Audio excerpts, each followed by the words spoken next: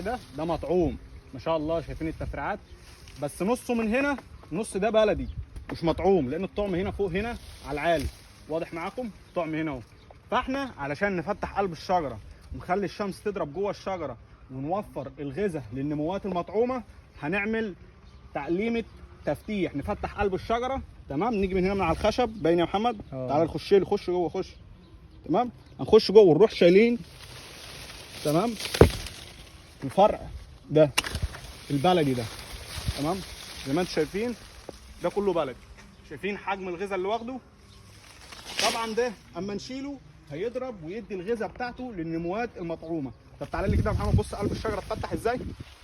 تمام، طبعا النموات دي كلها مطعومه، الجزء ده مش مطعوم هنطعمه برضه زي ما انتم شايفين. برضه التقليمه الصيفيه، نجيب ده من تحت العقده بشطره.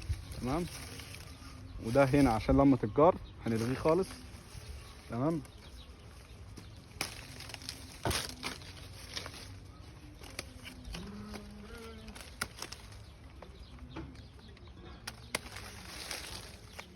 احنا دلوقتي هنشيل النص البلد ده كله عشان الغذاء يطلع في المطعوم اللي انا واقف عليه ده، ونبقى نطعم الكذا فرع الرئيسي ده في الشجره البلدي. طبعا هنيجي هنا من على الخشب من هنا، نمسك يا محمد، ده طبعا بلدي، نجيب الفرع اللي زي ده برضو، فرع زي ده.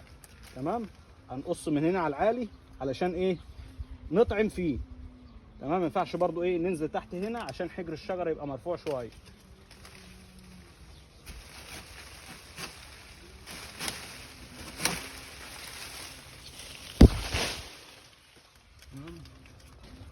انا جيت الفرع ده كنا مقلمينه قبل كده، خرج 5 6 نموات جداد اهو. تمام، فاحنا بدل ما نقرطه خالص ونطعم في الاصل ده، احنا ممكن نحبس الفروع دي من هنا من تحت العقده. تمام، علشان الخشب بتاعها يتخن ونطعم فيها.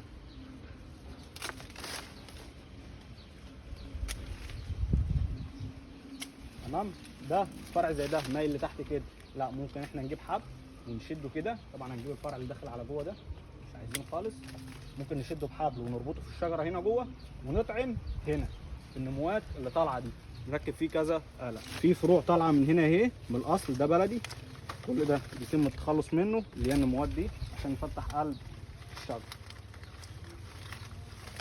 تمام، تعالى لي برده زي كده فرع زي ده برده، هنشيل الضفر الصغير ده التعبان ده ونقلم كله تحت العقده، كله بشطفه تحت العقده.